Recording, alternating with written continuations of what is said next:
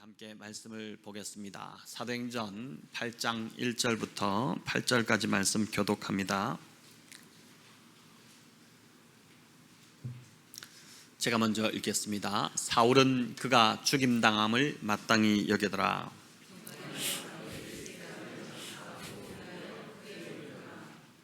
사울이 교회를 잔멸할 때 각 집에 들어가 남녀를 끌어다가 옥에 넘기니라.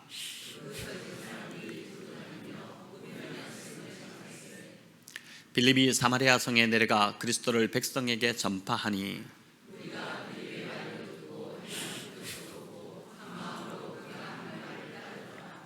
많은 사람에게 붙었던 더러운 귀신들이 크게 소리를 지르며 나가고 또 많은 중풍병자와 못 걷는 사람이 나으니 그 성에 큰 기쁨이 있더라. 아멘. 네, 큰 기쁨이 있더라. 이 제목으로 오늘 주어진 본문으로 하나님의 은혜를 구하고자 합니다. 저와 아내가 이제 아주 늦가기로 결혼을 했는데, 결혼을 하고 첫 신혼집을 얻었는데 공교롭게도 그 주변에 있던 어떤 교회 사택이었습니다. 당시 그 아파트가 이제 40년이 넘었고 또 평수가 좁은 아파트다 보니 담임 목사님 사택으로 쓰기가 좀 넉넉지 않았던지 교회가 전세를 내어놓았던 건데 저희가 어떻게 거기를 들어가게 된 것입니다. 쉽게 말해 집 주인이 교회였던 것이죠. 집이 이제 참 많이 낡았었는데 무엇보다 베란다가 많이 낡아서 문이 잘 열리지도 닫히지도 않는, 그래서 겨울이면 바람이 많이 들어서 고생을 했었는데 몇 번을 수리를 요청을 했지만 돌아온 대답은 번번이 이제 거절이었습니다. 결국 어떤 특별한, 제가 볼 때 이제 그때 하나님이 하신 일이었는데 특별한 계기가 있어서 교회 쪽에서 안 할 수 없는 상황이 되어서 이제 수리를 해주시기는 했지만 당신은 교회의 그런 인색한 태도에 참 마음이 쉽지 않았습니다. 지금 생각해보면 교회라서 더 그랬겠다 싶습니다. 교회가 세워진 지 꽤 오래된, 정말 전통적인 오래된 교회였는데 전통적인 교회일수록 이제 교회의 의사결정이 더디고 쉽지 않다 보니까 더 그렇지 않았나 싶습니다. 그 문제는 그거는 그렇게 이해를 했는데 이후 그 교회 내부인을 통해 들은 이야기는 납득하기가 더 참 어려웠습니다. 내용인즉 새로운 사람이 오는 걸 꺼려한다는 이야기였습니다. 이제 성도가 전도하는 걸 달가워하지 않는다는 것이죠. 그 이유가 지극히 참 성경적이지 않았는데 새로운 사람과의 적응, 또 그로 인한 갈등이 피로감을 주기 때문에 원치 않는다는 것이었습니다. 저는 그때 그 이야기를 들으면서 설마 그럴까 좀 상당히 좀 충격적이었는데 소수의 생각이겠지 했는데, 만약 그랬다면 교회를, 이제 그 교회는 교회이기를 이미 포기한 것이고 사교 클럽 수준으로 교회가 전락했다고 해도 이제 과언이 아닐 것입니다. 교회의 큰 사명 중에 하나는 이제 복음을 전하는 것입니다. 이 일을 하지 않는 교회는 교회됨을 스스로 포기한 것과 같습니다. 지난 금요기도에 요나서를 이제 설교하면서 첫 설교를 말씀드렸지만은 그 설교를 통해서도 제가 말씀드렸지만 복음은 절대 교회 안에만 가두어둬서는 안 된다고 했습니다. 그저 우리만 은혜 받고 우리만 좋고 우리만 힘을 얻는 그런 말씀이 되어서는 안 되고, 복음은 교회를 넘어서 복음을 들어야 할 자들, 믿지 않는 자들에게 흘러가야 하고 전해져야 한다고 말씀을 드렸습니다. 이를 위해서 하나님께서 저와 여러분을 교회로 부르셨고 또 교회가 되게 하셨다고 그렇게 믿습니다. 예수님이 승천하시면서 제자들에게 부탁하신 것 역시 나의 증인이 되라고 하신 것이었습니다. 사도행전 1장 8절 우리가 같이 한번 읽어보겠습니다. 오직 성령이 너희에게 임하시면 너희가 권능을 받고 예루살렘과 온 유대와 사마리아와 땅끝까지 이르러 내 증인이 되리라 하시니라. 아멘. 지난주도 말씀드렸지만 증인은 헬라어로 마르투스라는 단어인데 이제 증인이기도 하지만 다른 말로 순교자라는 뜻이 있었습니다. 이 말대로 초대교회의 첫 순교자는 예수님을 증거하기 위해 말씀을 전하다가 돌에 맞아 순교한 스데반이었습니다. 예수님께서 사도행전 1장 8절에서 지상명령을 주실 때 예루살렘 안에서만 나의 증인이 되라고 하지 않으셨습니다. 예루살렘을 넘어서 온 유대와 사마리아와 땅끝까지 이르러 증인이 되라고 하셨죠. 하지만 사도행전 7장까지를 볼 때 복음은 여전히 예루살렘 안에만 머물러 있었다는 것을 우리가 보게 됩니다. 그렇다고 해서 제자들이 예수님의 명령을 소홀히 했거나 순종하지 않으려고 했던 것은 아니었던 것 같습니다. 뒷부분에서도 우리가 살펴보겠지만 제자들은 예루살렘 안에서도 말씀을 증거하고 복음을 전하기에 굉장히 바빴습니다. 앞에서 제가 거론했던 이 교회처럼 우리끼리만 좋으면 된다는 그런 식의 모습은, 그런 교회는 아니었던 것 같습니다. 제자들도 그렇고 구제 사역을 위해 뽑혔던 7명의 일꾼들도 모두가 전도하고 교회를 섬기는 일로 다 바쁜 나날들을 보내고 있었습니다. 하지만 복음은 여전히 예루살렘을 넘지 못하고 그 안에만 머물러 있었습니다. 이게 7장까지의 모습입니다. 스데반이 잡히는 사건이 사도행전 6장 8절에 나오는데 바로 그 전구절인 7절을 보면 하나님의 말씀이 왕성하여 제자의 수가 심히 많아지고 있었다는 그 사실을 알려주고 있고, 심지어 허다한 제사장의 무리까지, 도저히 예수 믿지 않을 것 같았던 그 제사장들까지도 이제 예수님을 믿게 되는 일이 일어났습니다. 그러니까 예루살렘 교회가 성령으로 충만했다는 것이고, 또 말씀의 은혜로 아주 뜨거운 상태였다는 것을 이제 보여줍니다. 이들이 교회 가는 것이, 날마다 교회 가고 싶었을 것이고, 또 교회 가는 것이 얼마나 행복했겠습니까? 이번 주 금요일도 기도를 마치고 이제 집으로 돌아가면서 한 성도님과 이제 같이 잠깐 이야기를 나눴는데, 교회에 등록하고 요즘 교회 생활하는 거 너무 행복하다, 이제 이런 말씀을 하셨습니다. 그래서 제가 이제 목사로서 그 소리 듣는 게 제일 좋습니다. 그러니까 우리가 이제 함께 말씀의 은혜로 충만하고 성령으로 충만한 것보다 더 기쁘고 좋은 것은 없지 않습니까? 자, 이런 상황에서 갑작스럽게 성령과 믿음이 충만한 충성된 일꾼 스데반이 순교하는 일이 일어났고, 그로 인한 박해로 교회가 흩어지게 되는 일이 일어났습니다. 자, 1절 하반절을 우리 다시 한번 읽어보겠습니다. 네, 1절 하반절입니다. 그날에 예루살렘에 있는 교회에 큰 박해가 있어 사도 외에는 다 유대와 사마리아 땅으로 흩어지니라. 자, 유대와 사마리아 땅으로 이제 흩어진데 그 이유가 스데반의 순교로 인한 박해 때문이었다는 것이죠. 제자들이 자발적으로 또 능동적으로 이제 알아서 흩어진 것이 아닙니다. 예수님의 명령을 기억해서 유대와 사마리아로 가고자 그렇게 계획하고 흩어진 것도 아니었습니다. 박해가 일어나니까 어쩔 수 없이 살기 위해서 그냥 다 이제 흩어져 버린 것입니다. 3절은 이 박해가 얼마나 심했는지를 보여주는데, 사울이 교회를 잔멸했다라고 표현합니다. 여러분, 이 잔멸하다는 헬라어 단어는 어떤 의미냐면은 멧돼지가 밭에 들어가서 열매들을 다 짓밟고 완전히 밭을 망쳐놓고 쑥대밭을 만들어 놓는 그 그림 언어라고 볼 수 있습니다. 멧돼지가 농부의 사정을 봐주던가요? 그렇지 않죠. 먹을 채소가 있으면 다 먹어 치워버리고 밭을 다 헤집어 놓아버립니다. 바울이 된 이 사울이 교회에 들어가서 그런 짓을 행했다는 것입니다. 여자라고 봐주지도 않았습니다. 예수 믿는 자는 누구든지 남녀 구분 없이 다 감옥에 집어넣은 것입니다. 그러니 감옥에 갇히지 않기 위해서 필사적으로 예루살렘을 탈출하는 일이 스데반의 순교 이후에 바로 일어났던 것입니다.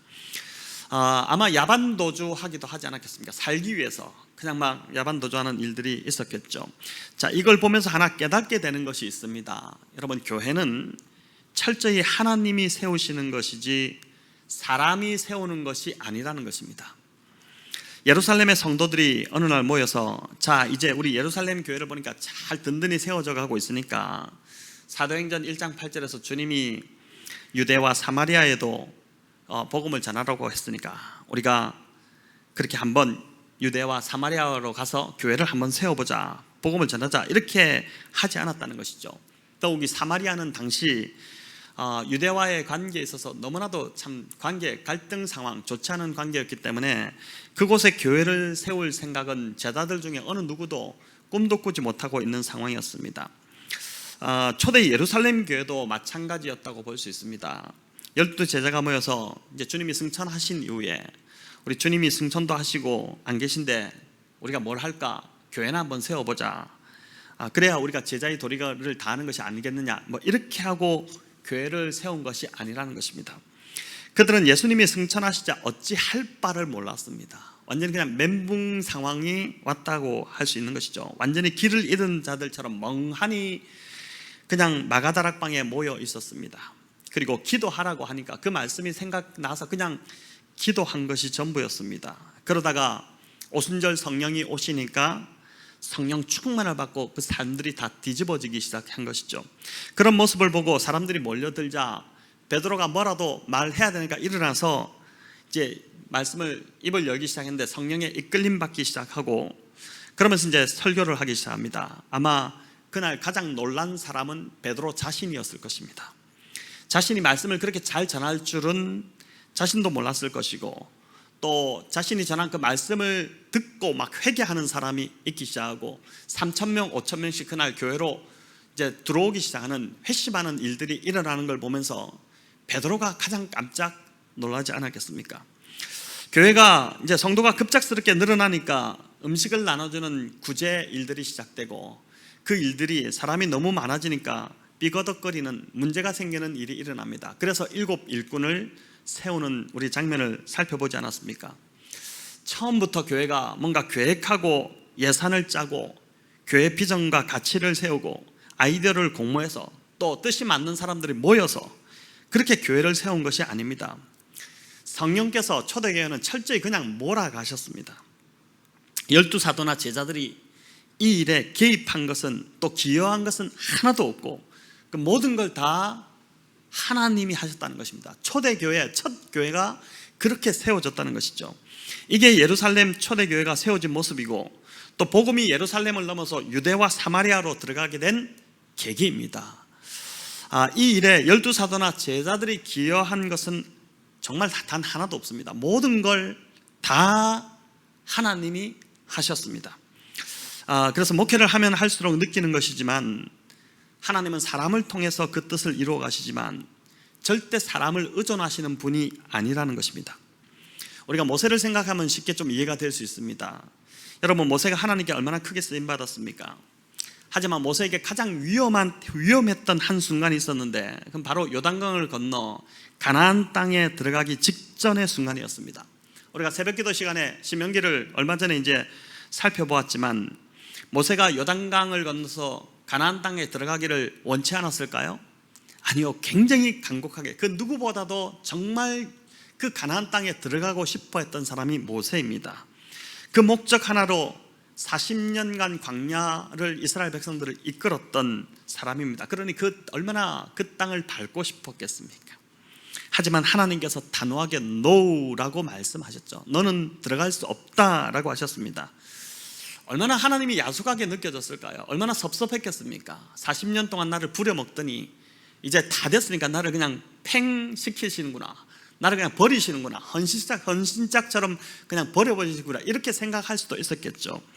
하지만 모세는 하나님의 그 뜻을 받아들이게 되고 끝까지 신실하게 남은 사명을 다 감당합니다. 참 저는 이 모세를 볼 때마다 모세의 위대함이 바로 여기 있지 않을까, 이런 생각을 하게 됩니다. 만약 여러분 모세가 요단강을 건너 약속의 땅에 들어갔다면 어떤 일이 벌어졌을까요? 모세는 하나님보다 굉장히 더 높아졌을 것입니다. 백성들은 모든 공을, 이 가나안 땅에 들어오게 된 모든 공을 아마 모세에게 돌리지 않았겠습니까? 그랬다면 새로운 지도자 여호수아는 모세의 그늘에 가려서 리더십을 전혀 발휘하지 못하는 일이 벌어졌을 것입니다. 또 하나님이 꿈꾸시는 나라인 이스라엘이 출범하는데 모세가 아주 큰 걸림돌이, 가장 큰 공을 세운 모세가 그 이스라엘이라는 나라가 출범하는 그 약속의 땅에서 한 나라가 출범하는데 가장 큰 걸림돌이 아마 모세가 되지 않았을까 싶습니다. 이스라엘을 출범시키기 위해 하나님께서 생각하셨던 하나님의 기가 막힌 한 수가 바로 하나님이 가장 아끼셨던 최고의 지도자 모세를 먼저 데리고 가시는 것이었습니다. 그러니까 모세가 사라져야 여호수아가 지도자로 세워질 수 있는 것이고, 하나님께서 온전히 영광을 받으실 수 있게 되기 때문이었습니다. 자, 이렇게 볼 때 모세가 더 살아서 하나님께서 더 생명을 연장시켜 줄 수 충분히 있지 않았겠습니까? 더 살아서 가나안 땅에 들어가서 할 수 있는 일들이 있었겠지만은 더 살아서 가나안에 들어가서 할 수 있게 될 일보다 오히려 모세가 죽음으로 기여하게 된 그 일이 이스라엘에게 더 유익하고 더 위대한 일이 되었다는 것입니다. 초대교회 스데반의 순교도 여러분 이렇게 보면 마찬가지입니다. 어떻게 이렇게 일찍 떠나갈 수 있었을까? 이렇게 일찍 떠나간 것이 너무 안타까운 또 아까운 상황입니다. 헬라어를 구사하는 헬라파 유대인입니다. 그러니까 우리가 앞에서도 살펴봤지만 5가지가 충만했던 사람이죠. 성령과 능력과 은혜와 이 모든 것들이 다 충만했던 정말 보기 드문 지도자입니다. 바울에 버금가는 사람이 아니었을까? 바울이 이방 선교에 적합했던 인물인 것처럼 이 스데반도 이방 선교를 위해서 하나님께서 유용하게 아주 사용하실 수 있는 인물이 아니었을까? 근데 순교로 그가 드려진 것, 순교의 제물로 드려진 것이죠. 예루살렘 교회에도 또 하나님 나라에도 그가 살아 있었다면 더 크고 많은 일을 할 수 있을 것 같습니다. 하지만 결과적으로 보니까 스데반이 살아서 한 일보다 순교로 끼친 영향이 더 크고 위대하다는 것입니다. 스데반의 순교와 그로 인한 박해가 있었기 때문에 12사도와 예루살렘 교회는 주님의 명령을 다시 붙들 수 있었습니다. 예루살렘을 넘어 유대와 사마리아와 땅끝으로 나아가고자 하는 그 동력을, 전도의 동력, 복음 전파의 동력을 스데반의 순교를 통해서, 죽음을 통해서 얻게 되었다는 것입니다. 4절을 한번 보여주십시오. 4절에 보니까 이렇게 돼 있죠. 그 흩어진 사람들이 두루다니며 복음의 말씀을 전할세, 이렇게 하는데 여기 흩어진 자들이 두루다녔다, 구석구석 다녔다는 것입니다. 집을 떠나왔기 때문에, 급히 집을 버리고 나왔기 때문에 살 집을 찾아서 또 어디가 좋은 집인지, 집을 어디다 짓고 정착해야 될지 땅을 알아보기 위해서 다른 것이 아니라 복음의 말씀을 전하기 위해서 구석구석을 이들이 다녔다는 것입니다.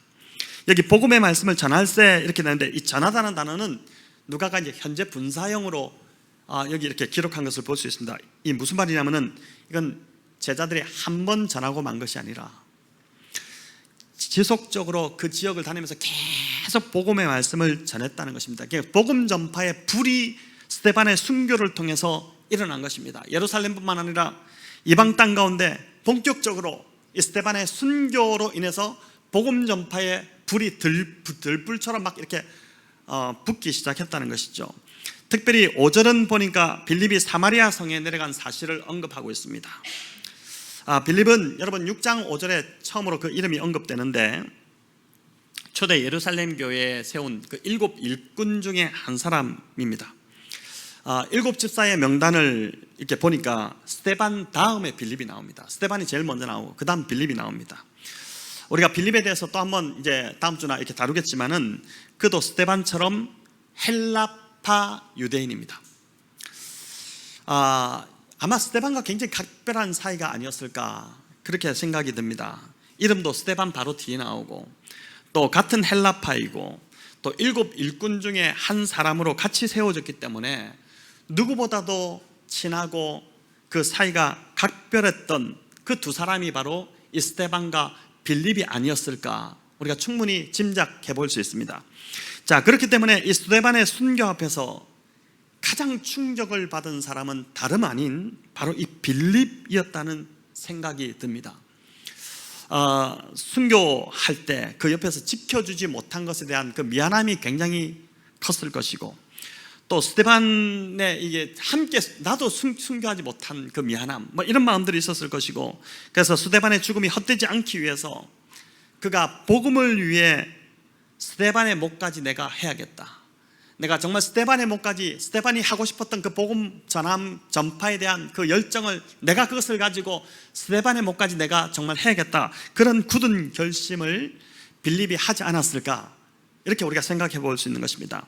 저는 빌립이 사마리아 성에 내려갔다는 이 구절을 보면서, 물론 성령이 그를 이끌었지만 그 안에 스데반을 통해 받은 이런 거룩한 도전이 있었기 때문에 가능했던 헌신이 아닐까, 그렇게 생각을 해보는 것입니다. 이 사마리아는 특별히 유대인들에게 너무 부담스러운 지역이었습니다. 유대인들이 부정한 땅으로 여기던 곳이 바로 사마리아입니다. 사마리아의 역사는 주전 6세기경으로 이제 거슬러 올라가는데, 아시리아가, 이 아수르라는 나라가 이제 그 북이스라엘을 멸망시킨 후에 사마리아에 사람들이 거의 이제 막 사라지고 잡혀가고 죽고 이러다 보니까 이제 땅이 그냥 텅텅 비지 않습니까? 그러다 보니까 거기에 이방 민족을 이주를 시켜서 정착을 시킵니다. 자, 그러다 보니까 사마리아에 남아있던 사람들이 어떻게 되냐, 이스라엘 사람들이 어떻게 되냐면은 그 이방 사람들과 교류를 하게 되고 그들의 문화를 받아들이게 되고 그들과 혼인하게 되고, 그렇게 하면서 이제 혈통적으로도 순수성을 잃어버리게 되고 신앙적으로도 그 순수성을 다 잃어버리는 일들이 일어나게 됩니다. 자, 이때부터 유대인들은 사마리아 사람들을 아주 부정하게 여기기 시작했습니다. 개취급하기 시작한 것입니다. 자, 이렇게 하면서 시간이 지나면서 바벨론에서 포로 귀환이 이제 일어나게 됩니다. 고레스의 칙령으로 이스라엘 붙잡혀갔던 이스라엘 백성들이 이제 다시 돌아오게 되는데, 그들이 돌아왔을 때 사마리아와 유대와 또 예루살렘과 이런 지역으로 흩어져서 이제 정착을 하게 되죠. 그러면서 그들이 가장 먼저 했던 일이 뭐냐면은 성전을 재건하는 일이었습니다. 성전을 재건하고 성벽을 세우고, 그때 등장했던 인물이 에스라와 느헤미야 이런 인물이었지 않습니까? 그런데 문제는 이때도 이 사마리아 사람들이 예루살렘의 성전을 세우는 것을 반대하고 자기들이 있는 그 그리심산, 사마리아에 있던 한 산 그리심산에 우리는 우리들의 성전을 세우겠다라고 고집을 부리고 성전을 세워버립니다. 이 일이 굉장한 큰 파장을 일으켜 오면서 갖다나 갈등 가운데 있던 그 상황에서 완전히 유대와 사마리아는 틀어져 버리고 이제 극도로 사이가 나빠져 버린 것입니다. 사마리아 사람들과 함께 음식을 먹는 것은 돼지고기를 먹는 것과 같다, 이런 말이 생겨날 정도가 되어버렸습니다. 유대인들은 돼지가 부정한 음식이기 때문에 어떻습니까? 즐겨 먹지 않습니다. 아예 먹질 않습니다. 우리는 돼지고기 삼겹살 너무나도 좋아하죠. 한국 사람만큼 돼지고기를 좋아하는 민족이 없는 것 같은데, 유대인들은 돼지고기를 혐오합니다. 마치 유대인들이 사마리아인들 보기를 돼지 보듯 하듯이 그렇게 쳐다보는 관계가 되었다는 것입니다. 그래서 이스라엘 지도를 보면 남북으로 이렇게 길게 형성이 되어 있는데, 북쪽에 이제 갈릴리 지역이 있고 남쪽에 유다 지역이 있고 거기 예루살렘이 있죠. 그리고 가운데 지역이 이제 사마리아라는 지역이 있습니다. 보통 이제 남북으로 교류를 하려면은 사마리아를 통과해야지 됩니다. 근데 그들과 상종을 하지 않기 위해서 요단강을 건너 동쪽으로 우회하는 일들이 이제 이 이스라엘 안에 일어나기 시작한 겁니다. 그만큼 사이가 좋지 않았던 것이죠. 그러니 12사도들도 사마리아에 복음이 들어가야 된다는 것은 알고는 있지만, 주님이 사마리아와 유대와 사마리아와 땅끝까지 가야 된다 말씀을 하셨기 때문에 알고는 있지만 복음을 들고 사마리아로 들어갈 엄두가 나지 않았을 것입니다. 그런데 그곳에 최초로 복음을 들고 들어간 자가 바로 누구냐면은 빌립입니다. 빌립. 앞에서 말씀드린 대로 이 빌립 안에 스데반에게 받은 큰 도전이 있었기 때문일 것입니다. 스데반이 순교로 예수님께 보답했다면 빌립은 다 꺼리는 이 사마리아에 들어감으로 스데반을 따라가겠다는 그 심정이지 않았겠습니까? 자, 이렇게 보니 스데반의 순교로 끼친 영향이 그가 살아서 끼쳤을 영향보다 그가 살아 있었다 하더라도 얼마나 복음을 많이 전했겠습니까? 근데 그가 죽음으로, 그 순교로 그가 끼친 영향이 그가 살아서 끼친 영향보다 훨씬 더 크고 위대하다는 것을 우리가 보게 되는 것이죠. 금요 기도에서도 잠시 언급드렸지만 이번에 서울의 한 초등학교에서 일어난 이 한 교사의 죽음이 한국 사회 안에 참 큰 파장을 지금 일으키고 있습니다. 저는 이번 이 일이 정말 선한 영향력이 되기를 기도하고 있습니다. 너무 어린 나이에 안타까운 죽음을 맞았습니다. 초등학교 교사가 되는 과정이 여러분 얼마나 참 어렵고 까다롭습니까? 근데 그 어려운 시험을 다 통과하고 이번이 교사가 되었는데, 이 교사가 된 지 얼마 안 된 분입니다. 교사로서 그가 꿈꾸던 꿈이 있었을 것입니다. 정말 잘해보고 싶은 그 선한 열정도 있었을 것입니다. 그런데 그 꿈을 철저하게 짓밟은 자들로 인해서 피워보지도 못하고 그 삶이 꺾여버렸습니다.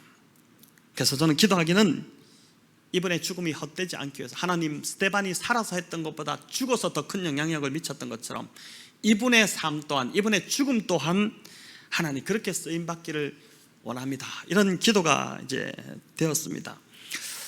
저희 교회와도 연관이 있는 이제 은혜 샘물교회, 서울 영동교회에서 다 이제 이렇게 개척해서 나갔던 교회들이죠. 은혜 샘물교회가 오늘 이제 선교 기념주일로 지킵니다. 매년 이맘때쯤에 이제 은혜 샘물교회는 선교 기념주일로 지키는데, 순교 기념주일, 선교가 아니라 순교 기념주일로 지키는데, 2007년 아프간으로 선교 여행을 떠났던 팀이 탈레반에게 납치되는 일이 있었습니다. 여러분 다 잘 아시는 이야기고, 이게 또 영화로도 이제 나오기도 했더라고요. 배영규 목사님과 심성민 형제가 순교하는 일이 일어났습니다. 배 목사님은 사람이 정말 따뜻하고 좋은 분이었습니다. 천상 목회자였습니다. 딱 목회자다운 분이었습니다. 스테반같이 정말 성령이 충만하고 하나님을 정말 많이 사랑하는 그런 분이셨습니다. 그래서 이제 그때 그 소식이 정말 더 안타까웠고, 정말 많은 사람들이 기도했고 그렇게 했습니다. 저도 그때 계속 매일 십며칠을 그 본당에 나와서 계속 온 성도들과 함께 기도했던 그 기억이 있습니다. 하지만 하나님께서 그 순교의 죽음을 헛되지 않게 하셨습니다. 그 순교를 계기로 해서 이 샘물교회에서 태동된 하나의 사역인데, 그게 바로 이제 사랑마루라는 사역입니다. 노숙 하시는 분들 아침 급식을 제공하는 그 하나님의 사랑을 전하는 사역이 지금까지 이제 꾸준히 이어져 오고 있습니다. 한국 정부가 납치된 남은 그 억류되어 있는 이제 그 선교팀들을 데리고 오기 위해서 협상을 하면서 정말 많은 그 수고를 했지 않습니까? 그것에 감사해서 한국 사회로부터 받은 그 사랑의 빚을 갚겠다는 심정으로 교회가 어떻게 그러면 이 빚을 갚을까 고민하다가 만들어진 사역이, 태동된 사역이 바로 그 사랑마루라는 사역입니다. 순교가 없었다면, 그 죽음이 없었다면, 그 희생이 없었다면 생겨나지 않았을 사역입니다. 또 작년에 아프간이 참 안타깝게도 탈레반 정권에 넘어가면서 아프간 난민들이 엄청 많이 발생하지 않았습니까? 한국도 현지 대사관이나 또 현지에 있는 그 한국과 관련된 병원에서 근무했던 그 아프간인들, 그 가정들을 한국으로 데리고 왔었죠. 그들이 한국에 기여해 준 것에 외면치 않고 도움을 준 것입니다. 우리가 그때 보도를 통해서 다 보았지만은 정말 영화 같은 이야기가 그때 막 벌어지지 않았습니까? 한 398명 정도 되는 아프간 난민들이 한국으로 들어왔는데, 그들이 이제 한국 정부에, 한국에 기여했다고 해서 기여자 가정들이라고 이렇게 불렀죠. 그 기여자 가정들이 한국에 정착할 수 있도록 돕는 사역을 이제 작년부터 해서 적극적으로 이 은혜 샘물교회가 펼치고 있습니다. 용인 동탄 지역에 정착한 가정들, 그 자녀들에게 학습 지도를 교회에서 이제 우리도 학원이나 이런 데 종사하시는 분들이 많은데, 그분들이 적극적으로 팀을 만들어서 그들 가정들로 방문해서 그들을 아이들을 가르치는 일들을 도와주고, 또 한국어도 한글도 가르치고, 또 학습 지도도 해주고, 그리고 이제 뭐 직장 성인들 그 부모들은 직장을 구할 수 있도록 그런 것들을 적극적으로 이제 도와주기도 하고, 그 필요를 채워주는 그 일들을 이제 지금도 계속적으로 꾸준히 하고 있습니다. 순교가 없었다면 이렇게 적극적인 열매가 맺히지 않았겠죠. 아프간에 그런 일이 있었어도 교회가 별 관심을 갖지 않았을 것인데, 그런 순교의 열매가 있었기 때문에 어떻게 보면 배 목사님께서 살아서 지금까지 사역하실 수 있었다면 충분히 또 영향력 있는 사역을 하셨겠지만, 그 순교로 지금 더 많은 놀라운 일들을, 위대한 일들을 하나님께서 사용하셔서 하고 계시다는 것이 참 놀랍지 않습니까? 하나님께서 살아계시기 때문에 순교가 헛된 죽음이 되지 않도록 영광스럽게 인도해 주시니 이 얼마나 감사한 일입니까? 2007년 당시 상황을 보면 정말 앞이 깜깜한 끔찍한 상황이었지만, 그 모든 걸 돌아보니, 그때 정말 기도로 온 교회들이 매달렸는데, 돌아보니 하나님께서 그 모든 걸 선으로 바꾸어 내시면서 하나님께서 이런 좋은 결과들을 지금 만들어가고 계시니 우리 하나님이 참 너무나도 감사하고 놀라운 것입니다. 이제 6절 7절은 사마리아에서 빌립이 행한 일들을 보여줍니다. 마지막으로 우리 같이 한번 읽어보겠습니다. 6절 7절입니다. 무리가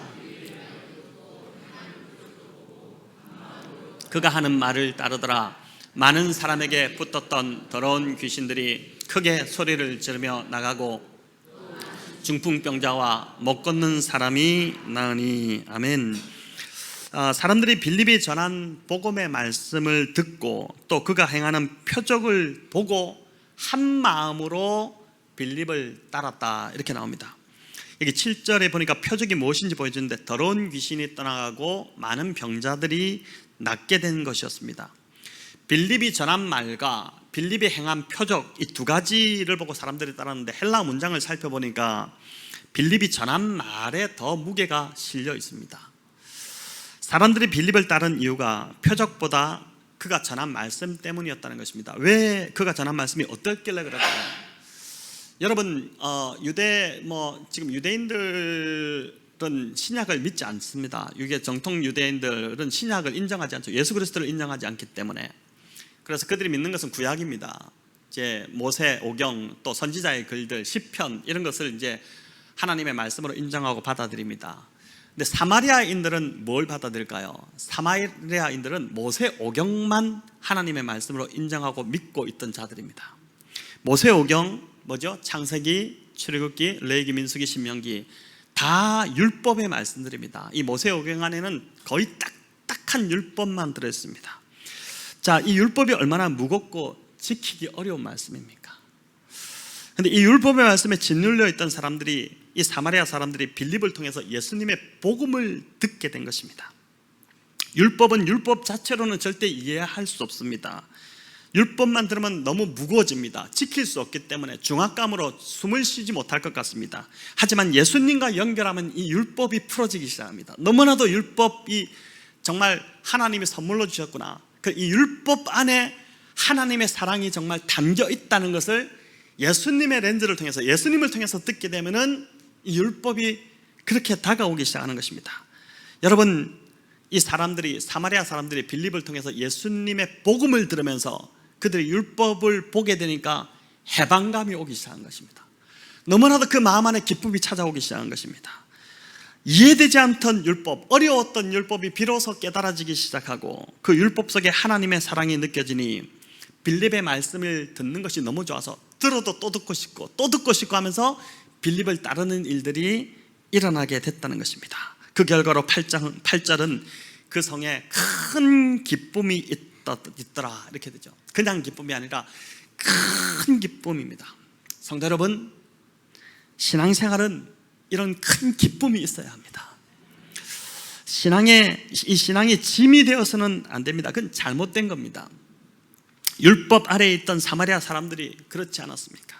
그런 사마리아 사람들에게 하나님께서 예수님을 통해 하신 일들이 전해졌습니다. 그러니 그 성에 큰 기쁨이 임했던 것입니다.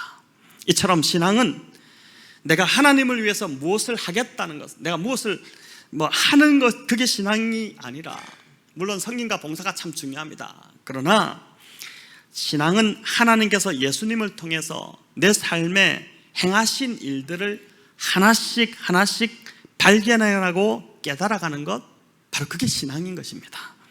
하나님의 크고도 넓은 은혜, 우리가 찬송으로 이따가 좀 부르겠지만은, 또 대속해 주신 사랑, 그 사랑을 알아갈 때 내 안에도 큰 기쁨이 넘치기 시작하는 것입니다. 제가 저희 이제 아내가 둘째 아이하고 대화했던 내용을 들었는데,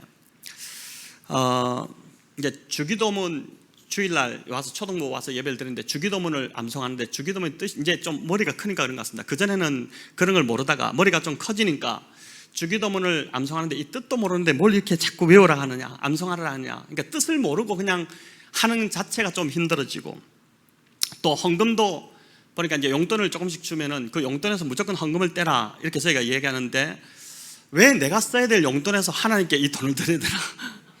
용돈, 그 헌금은 따로 엄마가 주지, 왜 하나님께 드려야 될 용돈에서, 내 용돈에서 하나님께 드려야 될 헌금을 떼야 되나? 이런 지금 불만이 이제 조금씩 나오기 시작하는 것입니다.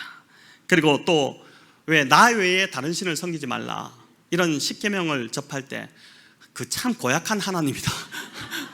왜 그 하나님 참 너무 독선적이지 않냐? 아이가 이제 그런 얘기를 하는 겁니다. 하나님이 왜 나 외에는 다른 신들도 좀 존중해 주지, 왜 하나님만 그렇게 모든 영광을 다 받으려고 하느냐? 그렇게 이야기를 한다는 거죠. 제가 그걸 보면서 참 마음이 절망이 되는 것이 아니라 이제 하나님의 때가 됐구나. 여러분 어떻습니까? 이 아이하고 수준이 좀 비슷하다는 생각이 들지 않습니까? 주기도문, 오늘 우리가 주기도문 찬양했잖아요. 그 주기도문 찬양을 막 하지만 그 주기도문 안에 담긴 뜻이 무엇인지도 모르고, 제가 주기도문을 설교로 이렇게 했습니다. 분명히 교회 안에서 주기도문을 이제 여러 차례를 걸쳐서 주기도문을 다루었는데 보니까 제 아내도 그걸 한지를 기억을 못 하고 있더라고요. 다 이제 이렇게 우리가 자꾸 망각하고 지나가고 하지만, 그러나 이제 이런 안에 있는 이런 정말 예수 그리스도께서 내 삶에서 무슨 일을 행하셨는가, 하나님께서 예수님을 통해서 내 안에 행하신 일이 그 무엇인가, 그걸 하나씩 알아갈 때 어떻게 됩니까? 우리 안에 진짜 기쁨이 생기는 것입니다.